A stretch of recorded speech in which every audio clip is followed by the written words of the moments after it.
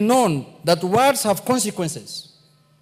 And when leaders stand on podium or go live on national televisions and call for confrontation instead of dialogue, they betray the very people they purport to represent. Honorable Speaker, Section 13 of the National Cohesion Integration Act, number 12 of 2008, criminalizes hate speech and incitement to violence. It is not a suggestion, it's a law. And that law must be enforced uniformly and decisively, Mr. Speaker. Honorable Speaker, you will have his time to say something. Why can't he just wait? Yeah, you can oppose the motion.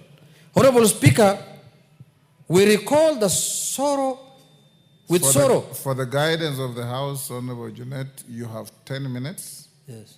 And every other speaker to the motion, 5 minutes. Oh, Mr. Speaker. Yes.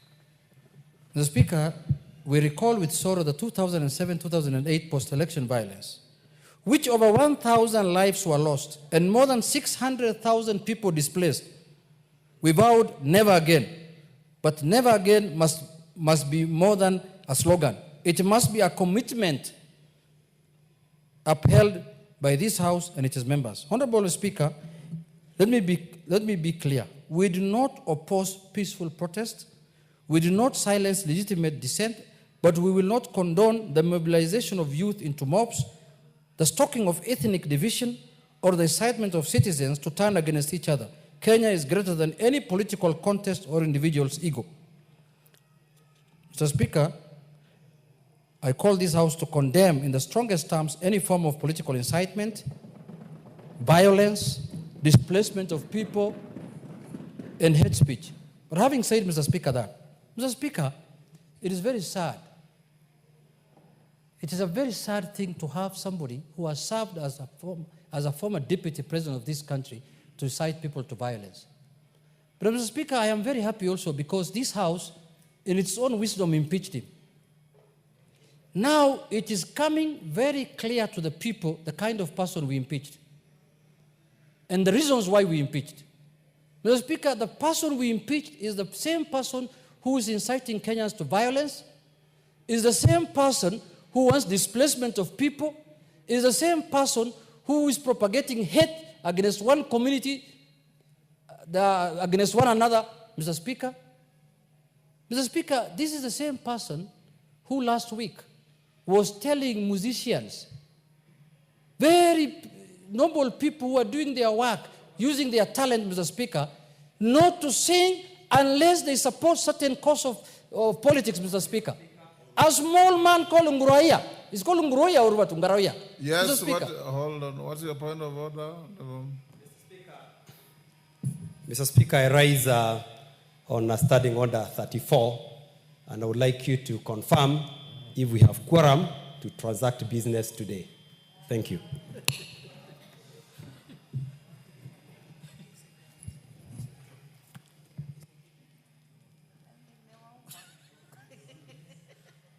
Honorable Member, your point of order is invalid to the extent that you have quoted a wrong standing order. Go on.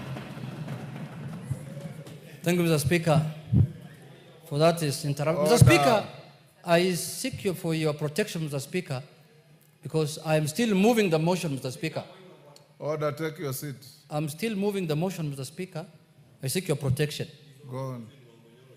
Mr. Speaker, this person that we impeached as a House, Mr. Speaker, overwhelmingly, with over 300 members of this House, Mr. Speaker, is the same person who is telling Kenyans that unless you follow this direction, unless you follow this party of mine, unless you follow this, wild thoughts of mine of discriminating against other people, you will not be valid, or you will not be a valid Kenyan, Mr. Speaker. You will not be a valid citizen of this country. Mr. Speaker, this is a House that addresses matters of concern to the people. That is our mandate constitutionally. And if we do not address this matter, as Swahili people say, usipojenga ufa, usipoziba ufa utajenga ukuta, Mr. Speaker. If we do not address this matter as early as now, Mr. Speaker, This is a man who has lost his head. This is a man who has lost his soul, and he wants to take this country to the precipice so that people can fight, Mr. Speaker. Mr. Speaker, I take pride because I did not know I was impeaching initially a man of this type. I never thought I impeached him based on gross violation of the Constitution and other things. But now I've realized, Mr. Speaker, madness, mental problem is not walking naked in the street. You could be dressed in your suit, Mr. Speaker, with a tie, but you're a madman, Mr. Speaker. That's what I've come to realize of late, Mr. Speaker. Because a leader of that type, a leader who wants to lead a political party in this country, cannot say, now what's happening, Mr. Speaker, he is almost making a region of this country look like an alien in this country. Very soon he wants to fence it off, like the Aberdare forest.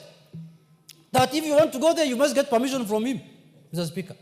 You cannot go and visit even your relatives there. You cannot even visit your people there, Mr. Speaker. You cannot do any politics in that area unless you get permission from him.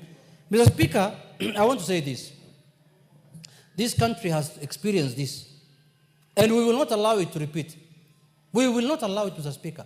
Every Kenyan has a right to live, to do politics, to do business anywhere in this part of the country, Mr. Speaker. Whether you are in Migori, Kakamega, Busia, Nyeri, Muranga, Embu, that other place, Kilifi, anywhere you want to do anything in this country, there is freedom and guaranteed by the Constitution. So, Mr. Speaker, the other day, we have constitutional commissions that we have given ourselves in this country, like the NCIC, the National Cohesion. They have summoned the former deputy president. He has refused to appear. He's above the law. He's above the Constitution. He said, I cannot appear in that commission. And that is a commission that is taxpayer money. Give him 1 minute to finish.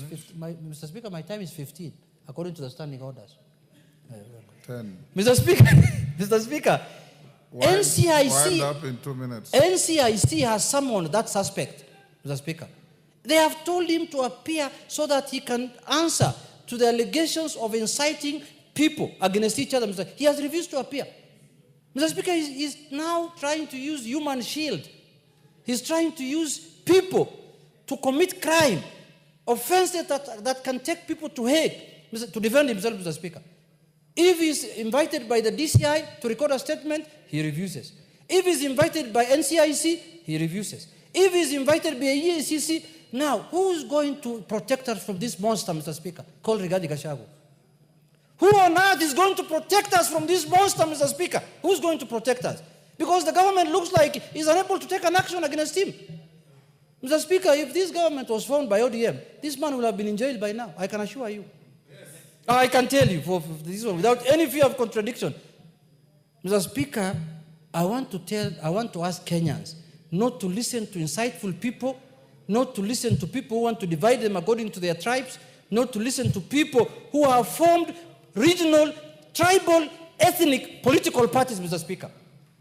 The country and the Constitution does not allow formation of ethnic political parties or religion, Mr. Speaker. What this district commissioners party that has been formed the other day is an ethnic political party. You can see somebody talks about my community, village, or manyora. Talk about Kenyans.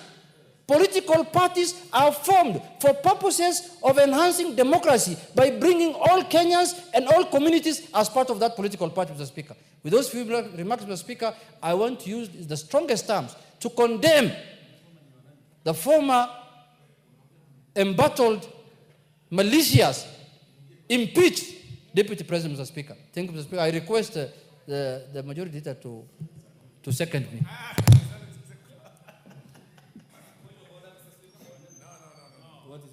Yes, Gogoyo. What is your point of order? Thank you, Mr. Speaker. I raise understanding order number 35. Mr. Speaker, the House does not have quorum to transact business.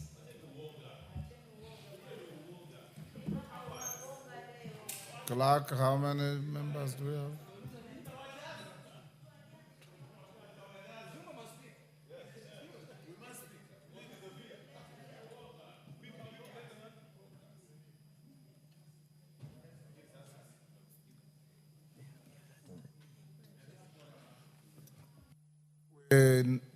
have 38, 39 members. We need 11 more members. Yes. Ring the bell, the quorum bell, Sergeant.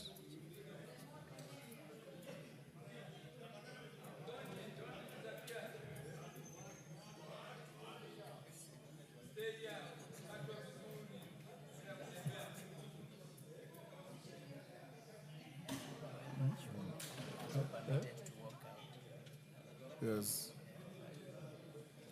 But we have enough members there, they will come.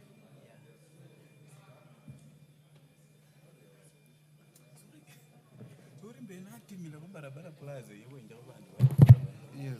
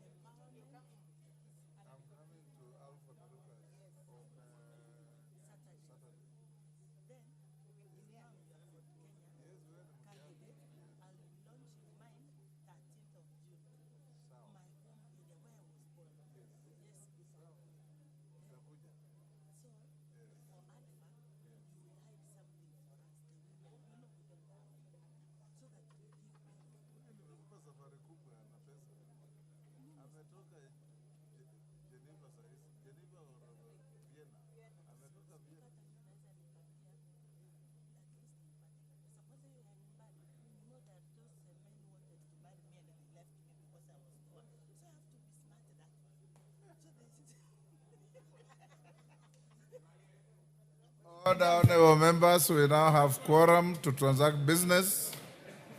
Honorable Majority Leader, proceed.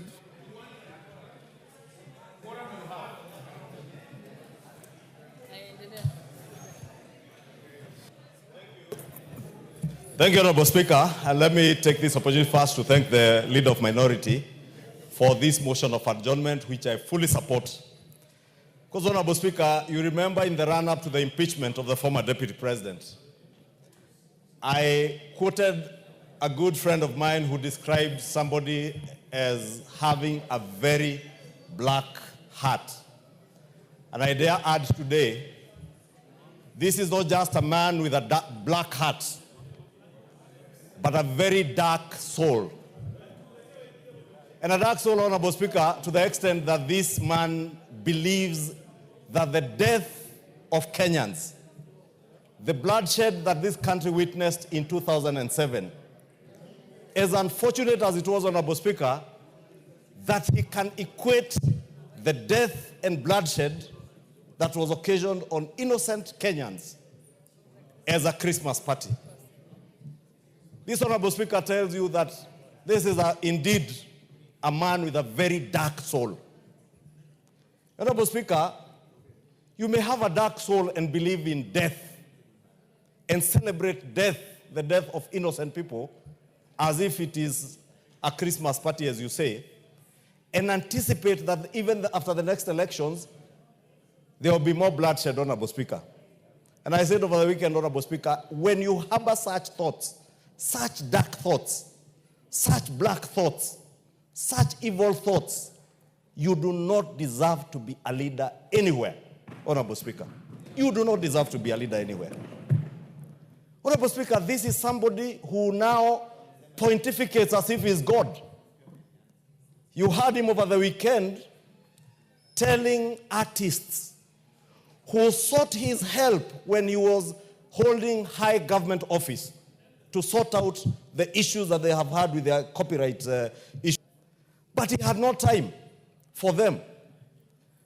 But now he wants to commandeer who they will sing to, what songs they will sing, when they will sing, and how they sing, Honorable Speaker. That unless they are singing songs of praise to him, they should not perform.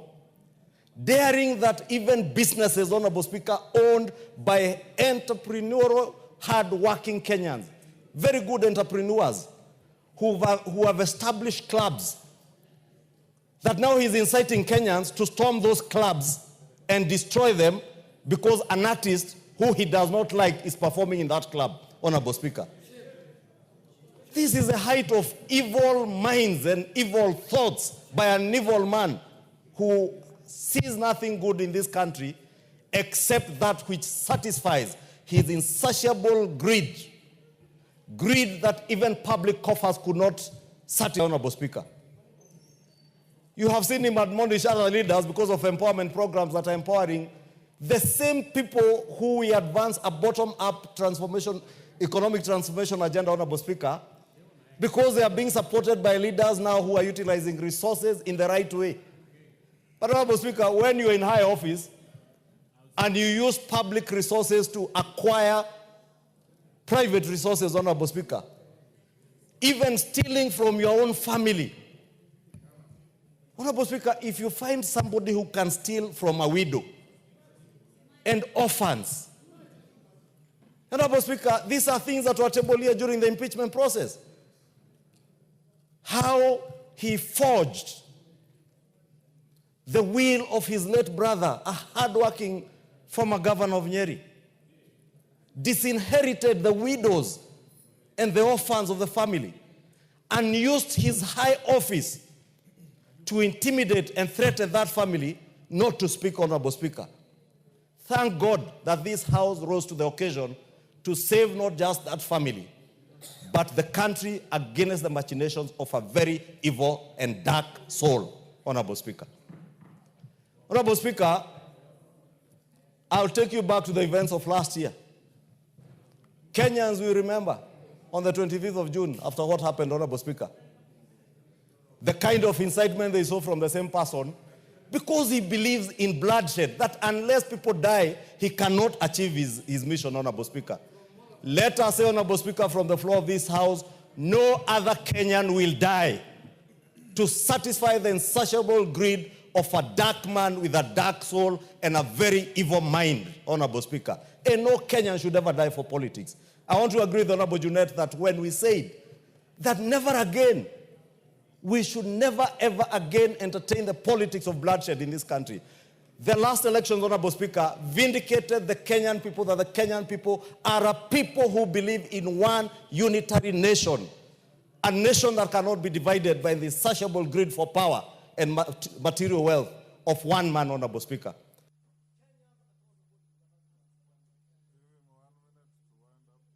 Honorable Speaker, I was saying Kenyans across the board voted for the Kenya Kwanza government.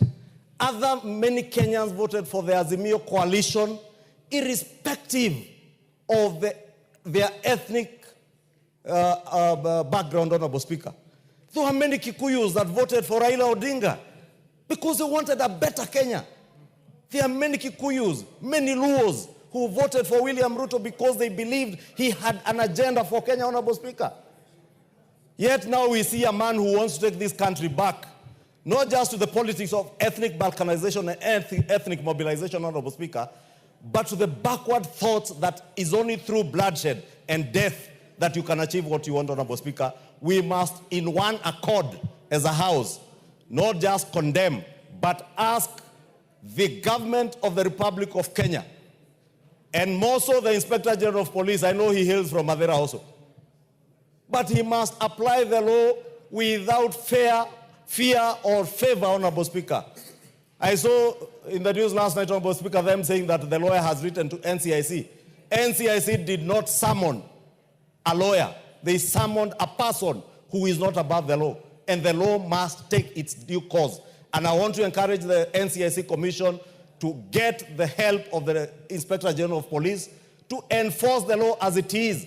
When you are summoned by NCIC, a constitutional commission, to answer to charges leveled against you, you must appear. And if you don't appear, Honorable Speaker, action must be taken. Otherwise, if we take that route, Honorable Speaker, what will stop anybody tomorrow from inciting Kenyans on the basis of ethnicity or whatever you like to kill and slaughter each other, Honorable Speaker, with abandon? The law must take its course, and nobody, Honorable Speaker, is above the law. And I want to repeat, nobody is above the law in this country, Honorable Speaker. Whether you are Junet Mohammed, whether you are Kemadi Shongwa, or whoever you think you are, who the hell do you think you are that you can celebrate the death of Kenyans, calling it a Christmas party? Shame on you. Shame on you that you can describe such unfortunate incidents. And let me finish by telling you, 2027 elections, Kenyans now know you better. Kenyans now can see clearly why this House, with over 300 members, voted to impeach you. Close to 360 members voted to impeach, 284 members voted to impeach you. Because these members knew you are a danger, not just to the society and the nation of Kenya, but even a danger to yourself, danger to your own family. Shame on you. Asante sana Mheshimiwa Spika, na mimi niweze kumsupport ndugu yangu Herman Junet kwa kuweza kusema kuwa Kenya ni yetu sisi sote. Mheshimiwa Spika, inasikitisha kuwa Bwana Gachagua hajakubali kuwa hayuko kwenye mamlaka tena. Na mimi nataka nimwambie, ikiwa kitu kitatolewa kwa Wakenya wote, iwe ni injustice tolewa sehemu moja, iwe ndio furaha yake, basi anakosea Wakenya. Nikikumbuka mwaka ambao aliutaja kuwa, na kwa nikimnukuu alisema, hii Kenya, ikiwa mtu mwingine yule ataingia katika uongozi, basi itakuwa ile 2007 2008 ili kutakuwa ni kama harusi, ile itakaofanyika itakuwa balaa zaidi. Jamani, huyu ni mtu kweli? Huyu ni mtu kweli? Na mimi nataka nimwambie Gachagua, hii nchi si yako wewe peke yako. Usipotoshe wa Kenya. Ulikuwa katika serikali, ulikuwa ukituambia wewe ndio mlinzi wa mlango, ulikuwa ukituambia vitu vinavyofanyika viko sawa. Leo hii kwa utepetevu wako uko nje, kwa kunyang'anya mjane haki yake, kwa kunyang'anya mayatima haki zao, kwa kuweka ile siasa za shares, Wakenya wakasema toka nje. Leo unaanza siasa za kugonganisha Wakenya. Nakumbuka hapa na naona kama ameshikana na Ndindi Nyoro. Mheshimiwa Spika, mimi nataka nimwambie, kuna siku hapa nililalamika, kulikuwa na disaster, mambo ya floods kule Mombasa. Nikalia sana hapa, hatukupata pesa za disaster funds, Mheshimiwa Spika. Na hapa alionambia Zamzamu njoni kuonyesha, ilikuwa ni Ndindi Nyoro. Akanionyesha 14 billion ya World Bank ambayo ilikuwa ofisi ya Deputy President wa wakati ule Gachagua, akanambia meziramba. Akanionyesha 6 billion ambayo ilikuwa katika budget, huyu Ndindi Nyoro ndo alionionyesha, akanambia Gachagua meziramba. Leo yeye ndo anarudi huku nyuma, kwa sababu waambiwa nyani akikosa ndizi usema mgomba umeteleza. Mheshimiwa Spika, haiwezekani. Kama wao ni wenda wazimu, waache wale ambao wana akili zao waweze kuongoza Kenya. Leo tuko na Deputy President anafanya kazi, anazunguka huku na huku, tunaona anafanya maendeleo na Wakenya wanafurahi. Rais, sisi hapa tulikuwa tunampinga, Na mimi wa spika ambaye wageni wakija unamficha kwa sababu ataharibu. Yule mpe mic tu kidogo, Mheshimiwa Gachagua ashaharibu kila kitu. Juzi ameenda kuchapa wale walikuwa na msupport ambao ni artist. Leo amewachapa, kesho atafanya mengine na mengine. Kwa hiyo sisi tunasema rais, shika kasi. Sisi tuko ndani ya broad based government na tutakusukuma mbele. Asante sana Mheshimiwa Spika. Osoro. Thank you very much, Honorable Speaker. Honorable Speaker, anytime I listen to the former Deputy President speak, I can't help but wish that there was another way to have him brought back to this house to be impeached again, the second time or even that time, Honorable Speaker. Because, Honorable Speaker, I do not know what one single individual, the kind of venom one single individual holds in his mind, Honorable Speaker. In 2007, that is being referred to by the Honorable Gachagua, Honorable Speaker, I was a university student, I was in the university, Honorable Speaker. But at the time that the skirmishes were happening, Honorable Speaker, I was in Molo as a rider, as a border rider, Honorable Speaker. And I remember, Honorable Speaker, being accosted by about 5 people, Honorable Speaker, who wanted me to speak in a certain language, Honorable Speaker, that I didn't understand. They took away my motorbike and I had to run, Honorable Speaker, for my life. I found myself, Honorable Speaker, in a petrol tanker that I didn't know then where it was going, only to find myself, Honorable Speaker, in Lunga Road, industrial area, Honorable Speaker. How can a person describe that, Honorable Speaker, as a Christmas party, Honorable Speaker? How can a person, and along the way, Honorable Speaker, as we were coming, as we were driving all the way from Molo, El Bago, Honorable Speaker, to the entire route, Honorable Speaker, we could see bodies of people splashed across, spread all over, Honorable Speaker. When a person stands, Honorable Speaker, and speaks in such kind of a language and says that, 2027, if this and this does not happen, and anytime the guy speaks, Honorable Speaker, his description is only about him. It's issues, it's about him. Honorable Speaker, I think it's about time that we advise him to see a psychiatrist, Honorable Speaker. He needs to see a doctor. He needs to do his mental check, Honorable Speaker. And I think doctors here should refer some very serious psychiatrists, Honorable Speaker, to see to him, Honorable Speaker. Because it's quite unfortunate that anything you speak is about your area. Anything you speak is about your village. Honorable Speaker, that is a disease I refer to villagitis. That when you wake up, the only place you'll have is one village. When you speak about one area. When you wake up, you speak, even the meetings you hold is from one village, Honorable Speaker. How selfish can an individual be? That any person that does not subscribe to your line of thought is an enemy. Your particular line of thought, be it artists who are working hard for themselves, be it politicians who are, engaged in political associations across, those are your enemies. How selfish can one individual be? From your family, from your home, you are selfish. Where you take over everything that belongs to the late brother's family, Honorable Speaker, because taking advantage of the position that you had. Now, in the political scene, you are extremely selfish. That if you see artists visiting a deputy president, a sitting deputy president, a serving deputy president, Honorable Speaker, you take offense and go out there, complain about them, and rant about them. Honorable Speaker, it's about time we call out the NCIC, we call out the National Police Service, we call out the IG for selectively, for being selective on matters law, Honorable Speaker. Because it's about time Manyora be arrested. The Honorable Gachagua should be behind bars for the statements that he made. If those statements, Honorable Speaker, were made in the previous regime, perhaps somebody would be running up and down, Honorable Speaker, with a battalion of lawyers. I think we are too tolerant. I believe even the independent bodies in the Constitution are becoming too tolerant, and they are going to affect this country. I mean, that you are being summoned by a body, a constitutional body, then you refer them through a lawyer, then and tell them, I can't attend, you are this and this. And then when you get arrested, you say it's political persecution. The rigathigachagua should be a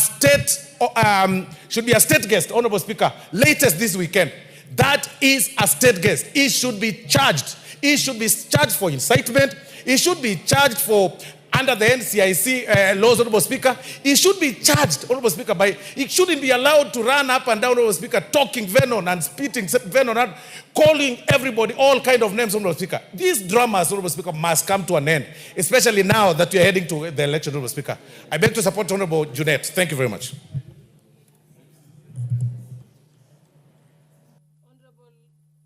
Honorable Otiende Molo. Thank you, Madam Speaker. Madam Speaker, I think if any Kenya doubted why we impeached the former deputy president, now they are clear that it was legitimate and proper. For the more he speaks, the more he acts, the more he invites actions for impeachment in any other circumstance. Madam Speaker, it is sad to refer to 2007 and to threaten that we could go back there. In 2007, we came to the brink of the precipice. We came to as great a disaster as we possibly could. And it took the backing down of the Right Honorable Raila Odinga for us to continue as a state and as a nation. No one should refer to those events. And to do so is dangerous. It is because of 207 that we now have a constitution that prohibits that kind of conduct, that kind of speech. It is an express limitation to the speech. It is because of that that we even had Agenda 4 commissions. It is because of that that we created the NCIC. And it is because of that that we have EACC, CAJ, Kenya National Human Rights Commission, and others. Madam Speaker, this is not just about politics. This is about our country. Madam Speaker, it is important to note that we, as a House of Parliament, impeached the Deputy President. Some people do not remember that one of the grounds cited was failure to uphold the dictates of the office under Article 75(2)(c). Under 75(2)(c), once you are removed from office, then Article 75(3) comes automatically into play. And that is to say, that you can no longer hold any other state or public office. We did not pronounce ourselves on that because at the time we were focusing on the question of impeachment. I think, Madam Speaker, now, what we should address ourselves to now on this matter brought by Honorable Junet is how do we now invoke Article 75(3) that now pronounces that the Honorable Rigathigachagua can no longer hold state or public office. That is when these things will reduce. And I invite you, Madam Speaker, that through the Speaker's communication, it might be important to guide this House, whether we can do so by way of a petition, or whether we do so by way of a special motion, or whether we do so by way of a special inquiry by the House as the House, so that we pronounce ourselves on that matter. This is important, Madam Speaker, because while the Honorable Rigathigachagua went to court and sought to stop these whole processes, the court did not find merit in that. And the court is desirous of going to the logical conclusion, including the declaration of unfitness to hold office. To preempt that, the Honorable Rigathigachagua has now withdrawn his petition. Two things. One, I want to urge this House, through its lawyers, to insist to the court to go to the merit of that matter. We want the court to declare whether Parliament was wrong or not, including fitness to hold office. But two, Madam Speaker, I think at the same time, I think we need to re-examine that very matter. I want to say, Madam Speaker, that the NCIC is a body that was established for these very purposes. I have served as a commissioner. I never saw a day when anybody dared the commission in defiance of a summons. I think that is the height of impunity.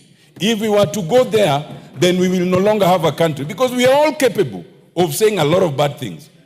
I want to urge the NCIC to come of age and do what it needs to do. I want to urge that the NCIC must be shown to bite. Just 1 minute, Madam Speaker. You know, the Honorable Rigathigachagua cannot say that I will not attend because there are others who have uttered things that they've not been summoned. Anyone who says such things should be summoned. But in law, you cannot say that I am not guilty because Otiende Amolo is also guilty. No, guilt is personal. Accept your own guilt and then let the others be dealt with. Just the way you cannot confess on behalf of the others. I want to say lastly, Madam Speaker, that this matter is so serious that it should not be left at the level of a general discussion as we are doing it. It must be concretized, because we found rigathigachagua unfit to hold office. It is not just the court that can do that. Even a House of Parliament can do that, with the consequence that you cannot hold any other public office. I so submit, Madam Speaker.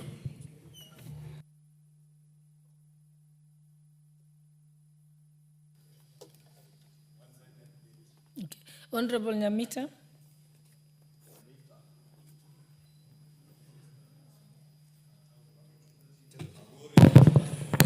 Thank you, Madam Speaker. I rise to also support this motion by Honorable Junet. Madam Speaker, where I come from, particularly in my constituency, we have families that buried bodies without heads.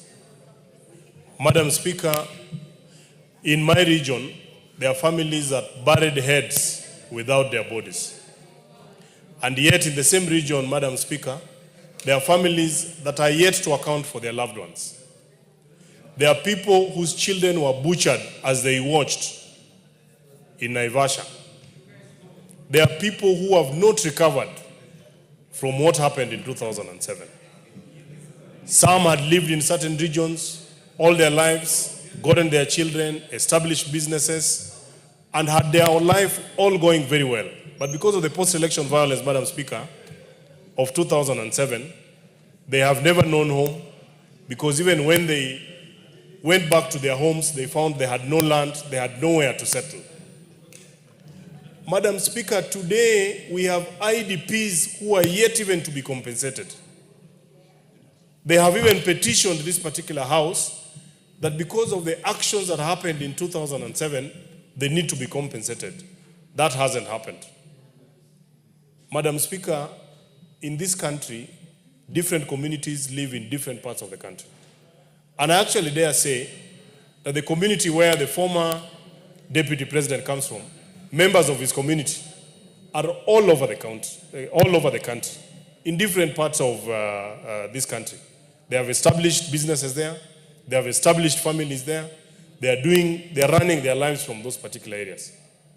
That a leader like that can come and say that whatever happened in 2007, 2008 is like a Christmas party. To imagine that such a leader would want to be elected and that we are going to have many other Christmases with such an individual. I think in this particular house, Madam Speaker, we have never felt vindicated. We feel vindicated that the action we took to impeach the mistake of a deputy president that we had, we feel completely vindicated. Even if we were to rewind time, we would still do the same. Madam Speaker, as if that is not enough, subsequent statements from this very gentleman, like over the last weekend, he is now almost dictating the uniform, even the dress code of the people from his region. He is dictating who you are speaking to. He is going to dictate which church you are going to. He is going to dictate which car you are going to drive. He is going to dictate what food. Madam Speaker, I just want to tell Kenyans that no one should listen to rigathigachagua. He is not only dangerous to this country, he is even dangerous to himself. In fact, part of the allegations when they were brought here to the assembly were issues to do with him having grabbed property from his family. We feel vindicated. I sympathize with the people that are, every other weekend behind this gentleman and saying that this is a leader we want for this country. I can tell you, the current president might have his own issues. And I dare say that the president that we have now will not solve all our problems, even if we gave him 15 years. But he's putting us on the right path to how our problems in this nation are actually going to be resolved. I want to condemn in the strongest terms, and I want to call upon the police every single day, including yesterday, when rigathigachagua says that the president has set up a killer squad, it means he knows he should be called to record a statement. He is not above the law, Madam Speaker. He is not above the law. In fact, I want to ask the leadership of this House, through you, Madam Speaker, that we call the Inspector General of Police to explain to us why is it that one Geoffrey Rigathigachagua has not recorded a statement and he continues to make insightful statements across this nation. I submit and I support.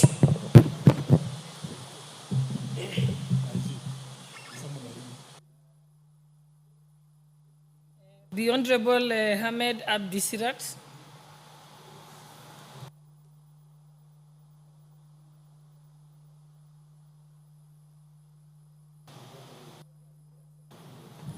Thank you, Madam Speaker. I want to join this debate by condemning the utterances of the former Deputy President. Madam Speaker, it's a known fact that the Deputy President was impeached after he violated the Constitution of this country. We thought we have stopped this, a reckless person, but unfortunately, he has become more dangerous. This House has found that he was unfit to hold any office. But now we are also seeing he's unfit to live with the public, and he needs to be behind bars. We have laws in this, unfortunately, our laws in this country is applied selectively. If a small person commits small crimes, they are brutally arrested and charged. But when a figure, a leader, let me say, a reckless leader breaks the laws of this country, they are not taken to account for their actions. And that's unfair. Small crimes can be forgiven.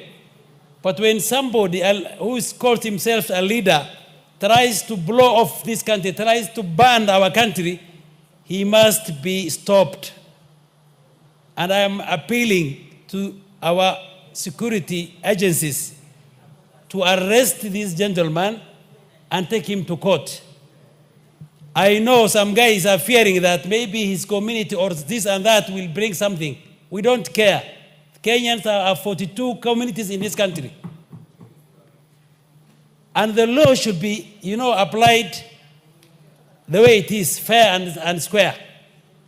Mine is to implore you, this House and the government, to take action before we lose our country. We have history of having violence in this country in the 2027. And it's known that we almost lost our country. We lost lives. We lost businesses and properties. Somebody is daring us that he's going to take us there because he wants to lead us through violence. We will not accept that. Elections, is democracy in this country. You can win an election using the right processes, but we will not allow bloodshed and anarchy to win an election. It's not acceptable, and it cannot be allowed.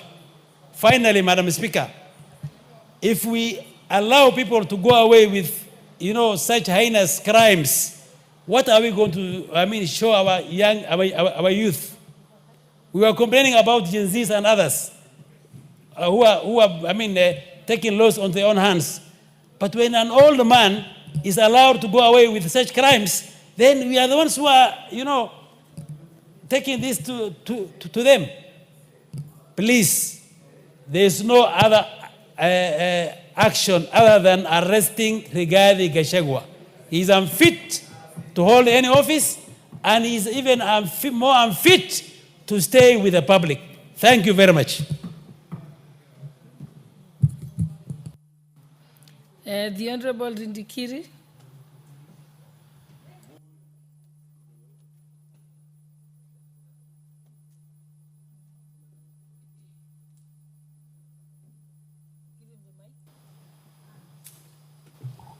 Thank you, Madam Speaker. I join my colleagues in condemning the actions utterances and qualified statement by one rigathigachagua. Mr. Speaker, this country, courtesy of our citizens, gave Gachagua an opportunity to serve as the deputy president of this country. For 2 years, Madam Speaker, Gachagua never outed anyone to support the government or to execute on behalf of the presidency and the people of Kenya any developmental activity. Mr. Speaker, what Gachagua is known for is only one, talking about Mulima. Talking about Mulima. That has been his speech for 2 years. Mr. Gachagua is known for amassing wealth for 2 years. He never spoke about the poor of this country. He never stood to prosecute matters relating to our children. He never took time to execute any matter to do with the mothers. He never took time to execute any matters to do with the whole members of this country. Mr. Speaker, now this man was impeached, and the only thing that he can do is continuously insult people. Mr. Speaker, Gachagua's history on the media is insulting the president. Madam Speaker, Gachagua's statement on the media is insulting members of parliament. Madam Speaker, Gachagua's statement is insulting the same mothers who gave birth to him. That whatever empowerment that we are doing, we are just spending money without taking consideration of his views.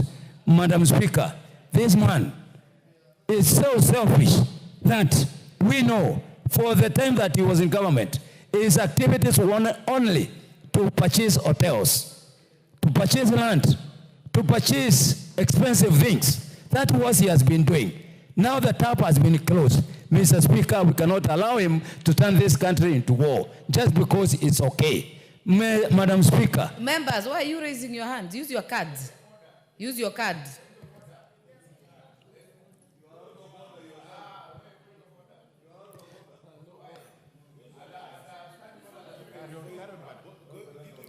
Continue, Honorable Ndikiri. Thank you, Madam Speaker.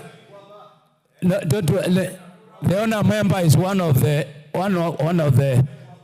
followers, one of the battalion that is insulting Kenyans everywhere. Madam Speaker, today you notice that Mr. Gachagua is known for organizing criminal activities. Madam Speaker, we know for sure this man is the one who organized what is circulating in the media today, that one honorable member of parliament, Madam Speaker, has been hijacked, has been abducted. Yet he was with him an hour before that. Madam Speaker, he is known to run to hospital even when there was a matter of impeachment. Madam Speaker is the chief advisor of Honorable KOIMBURI. When Honorable KOIMBURI was insulting us, saying that we have been given money. Madam Speaker, we must insist this man first. Madam Speaker, he is teaching Kenyan bad manners because he is a comfortable man. He is man who should not be encouraged in this country to continue doing what he is doing. Mr. Speaker, we have seen even he has some battalions in Meru.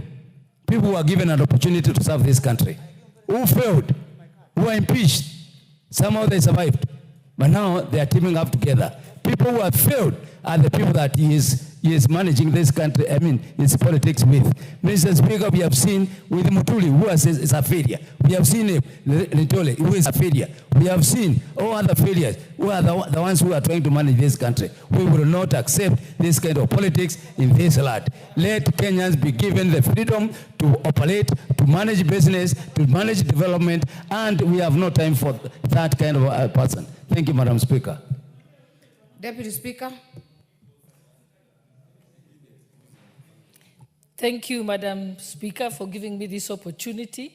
I think as I listen to the discussions from my colleagues, we are discussing as if it's just bare facts. What we are discussing is crimes that have been committed by the former Deputy President. His crimes are offenses that are set out in the National Cohesion and Integration Commission Act.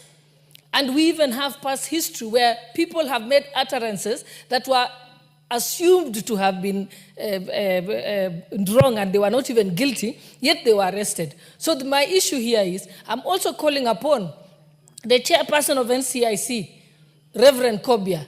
Reverend Kobia must act and not allow people to get over it. Because if we remember, prior to the 2022 elections, I remember 300 police officers were sent to Uasin County to arrest Honorable Oscar Sudi for making remarks that were not even hitting to the threshold of the National Commission and Integration Act. It was the same Reverend Kobia. We expect him to act. Similarly, we remember that Honorable Linturi again made some remarks, and he was picked at night. Yes, he mentioned that word in Uasin Gishu, and he was picked swiftly by the police and ferried to Nairobi at night for arrest. The same thing happened to Oscar Sudi. Why is it that the former deputy president has not been arrested? In fact, this House must hold the National Cohesion and Integration Commission to account, because they cannot have double standards when it comes to deal with people. You need to read the National Cohesion and Integration Act. And therefore, that is what we must say. And we, again, speaking as Member of Parliament for Uasin Gishu County, which bore the brunt of the post-election violence, we cannot allow anyone to mention that again. We made peace. The pastors and the old men had a meeting in Korusoi. That matter was settled, and we promised ourselves that we shall never mention it again. So on behalf of the people of Uasin Gishu County, we are very offended by the remarks of the former deputy president. Because, in fact, statements have been issued by members of Uasin Gishu County where they said, we are not going to allow you to take us there. So such a person is not a leader, he's a criminal, and we should be discussing how we should have him arrested and charged for those crimes, contrary to the NCIC Act. Thank you, Madam Speaker. Honorable Oundo. Thank you, Honorable Speaker. Honorable Speaker, it is important for us as a country to accept the truth, reality, and live the talk. Honorable Speaker, democracy is a process. Democracy is not an event. Honorable Speaker, an election is not conducted on the day of the election. It is a process. Honorable Speaker, many of us were here in 1992 when there were clashes after elections. Many of us were here in 2007, 2008 when the clashes happened. Honorable Speaker, and all those times, Honorable Speaker, they arose because our members were dissatisfied with the process leading to the final outcome. Honorable Speaker, I will be reluctant to bash anybody who raises a red flag. Honorable Speaker, a forewarned is a foreprepared. It is very insensitive for anybody in this country to believe that anybody who raises anything that could make better the management of the next election becomes a point to bash left, right, and center. Honorable Speaker, the danger we make in this country is to kill the messenger, hoping the message will go away. It is important we must listen. Even if the devil is talking to us, Honorable Speaker, allow the Kenyans to listen. There are obviously grievances. In the last election 2022, the charade that was Cherera for, I don't know, this category, is a matter, Honorable Speaker, should never be allowed to repeat in a decent and democratic country like Kenya. Honorable Speaker, therefore, as we debate here today, as we waste very important hours of parliament, that could have debated more important things, more important matters, talking about somebody who is a political entity, as the guys on the other side are talking about. Let's listen to the point of order by... Yes, Honorable. Honorable Speaker, I've been listening to a very eloquent and seasoned speaker in this House, Honorable Oundo. Please relax. I'm a very senior person, Gongoyo, it's not and your I have more place to do my experience than job. you in this house, please chill. And he has mentioned to Kenyans that even when the devil is talking to you, you need to allow your family, children, and people to listen to the devil. I want to actually ask Honorable Undo to withdraw that, because the devil is never good for your family, Honorable, neither your siblings and Kenyans. And if the devil is trying to talk to us, we must rebuke it in the spirit and using the name of Jesus Christ, that the devil must be rebuked out. Honorable Speaker, may he apologize because he's a Christian. Thank you, Honorable Speaker. Allow me to let me continue. I'll answer my in-law later as I conclude. Honorable Speaker, we must learn from history. Henry Kissinger said, a nation and its leaders that does not run from